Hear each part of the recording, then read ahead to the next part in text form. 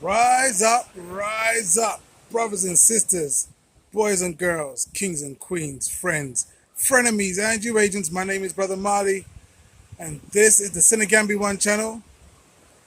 This is Senegal, looking mighty fine. Oh, what's that? Oh, there it is. There's the fishing boat. Looking mighty fine. There's some fishing boats out the back there, and people doing some what's that? Surfboard, some surfboarding stuff over there. Yeah, yeah, general good stuff. That's Senegal anyway. Today we're getting into the practical things of moving over here. Now, what I said in the last video was that where did I put the link? Is it up here or up here? It's up here. I can't remember. It's so hard because the camera reverses everything. So, anywho, in the last video we spoke about what things to pack. And one of the things you need to pack is an alternate electricity source. Now, it may be solar for some people, it may be a generator for other people. But there's some things you should know about it before going out there, because I bought a generator and I didn't even know anything about generators or what they do and what they can power, what they can't power. Was too much, was too little. And then ended up having to buy a second generator after I got here. So, to stop you having that kind of drama that I had, here's what you need to know. First of all, you should go around your home that you have there, wherever you are, and take a look at the back of all the appliances, and they will tell you how much power they take. So here's the back of a TV, for example. They'll tell you how much watts it takes, right? Wattage is important. That's what everything is calculated on. So all your items will tell you how much watts they use. Now, once you've got that wattage, you can then figure out how much watts you use as a household by just calculating up all those different watts. So how much is the TV? How much is the blender? How much is the fridge? How much is the, whatever. Obviously, everything doesn't run 24 hours a day. So think about like your peak use. What would be your peak use? Your peak use would be like having the kettle running whilst the fridge is on, and you're vacuuming in front of the TV, right? That will kind of be like peak use. That will give you a good ballpark for as to how much power you use for your home. And what you need to do is get a generator or a solar system that will cover that plus a bit more. Plus, like, say, 25% more. No. Plus 10% more. Because what you don't want to do is, end up being at peak use, and you've also got the laptop on, and just because that little bit more, a little bit extra, you've gone and blown the generator or blown the inverter. You don't want to do that. So you've got to just give yourself a bit more space there to be able to say, yes, I've covered my electricity use. Now, some people, what they'll do is they will say, I cannot afford a large generator or a large solar system. And so what I'll do is I'll get a small one, and then I won't turn on the fridge and I won't turn on the kettle while we're on solar or while we're on generator. All right, so that's another way of dealing with it. Now, I would only agree with that if you have an electrician come in and connect your power system to the fuse box in your house, and you say, okay, only send my small generator to the lights, for example. So when everything cuts off, at least I still have lights. And then have one wire that comes from the light system down which you could plug your Wi-Fi into. So you always have internet, always have lights. You're good. It gives you your emergencies necessary to keep going during those hours where you've got no power.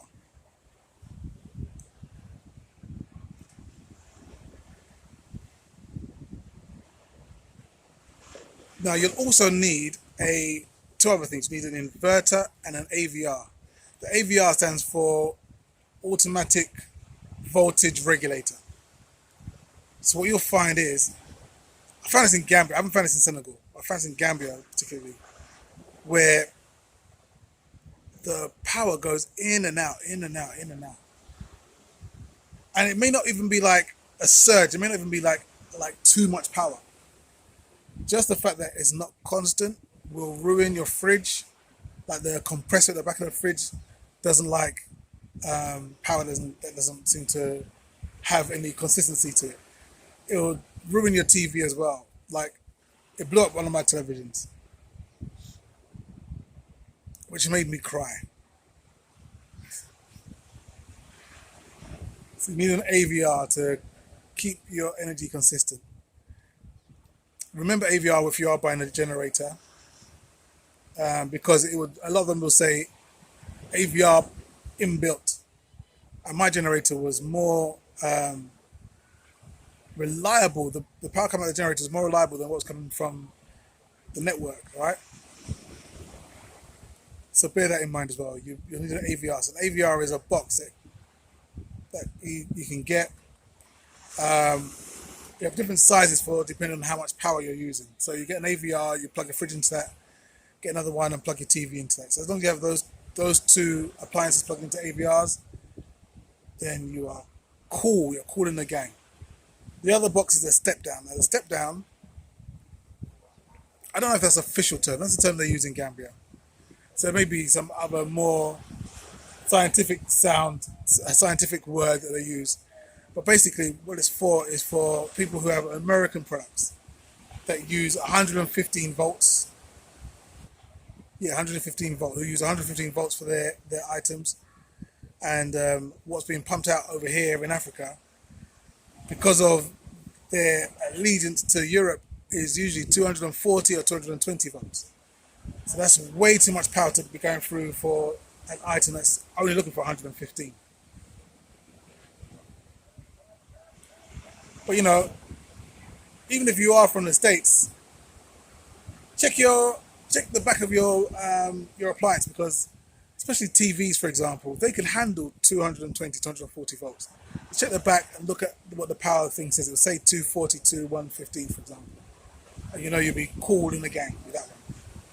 So get that for your TV, get that for your fridge, get the AVR for your TV and fridge, and you're good to go. They're not too expensive, but not having them is a lot more expensive.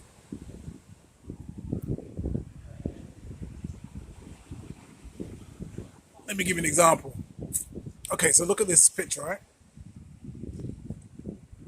This is the back of an air fryer that's in this house that I'm in right now. Yeah, so the part that's important is the 120 volts and then the 1350 odd watts. So volts is the speed. Volts is for vroom. So volts is the speed of which the power comes in, and watts is the amount of power that's needed to do the work. Okay, so watts, W for work, V for speed, vroom. And this is the back of a freezer, which is next to the air fryer. Now you'll see here that the freezer is using amps to explain how much power that it takes. And there's a very easy formula you can use to convert amps to watts. I've got that written upstairs, so when I go upstairs I will read it out for you so you have that. Alright, so I've had a look, and the conversion is the amps multiplied by the volts, and that will give you the wattage. But the step down that they're both plugged into, as you can see here, is 1000 watts. So we have way too much power being pulled from, you have like 50% more power than this thing can handle being pulled from this step down. And what happens is that when it's the freezer by itself, it's fine. But when it's the freezer along with the air fryer, now the air fryer is not running for more than 40 minutes at a time. But in that time, as you can see, it's melted the power socket for where you plug in the air fryer. It's, it's bad enough on the outside is melted, but you can be guaranteed that the inside is also melted as well. So what happens when the inside melts? Well, what happens is the connections, the connectors that the plug would usually plug into will fall from their housing and drop on the other connectors down below, which will cause an electrical short, which will also cause a fire that would have it melt down onto the freezer and could create a massive house fire. So it's very, very dangerous. And you don't want to be pushing this thing beyond what it can handle. Yeah? So have a look at what your power requirement is, and then buy the correct size step down, the correct size AVR. It's very easy to tell because they'll say on the front how many watts, 1,000 watts, 1,200 watts, 1,500 watts, 2,000 watts. They'll say what it says, how much watts it can take. All right, so that's some real practical ideas for you to be looking at. Check those out. Get yourself comfortable with it. I know it could seem like too much hassle, but believe you me, the hassle of trying to go out and buy a television in Gambia or in Ghana or in Senegal for twice the price of what you'd been paying if you was paying back in England or America is a bigger hassle than you counting up this. So try it out, see how you get on, all right? This is your brother Marley. Until next time, take care of yourself. Peace.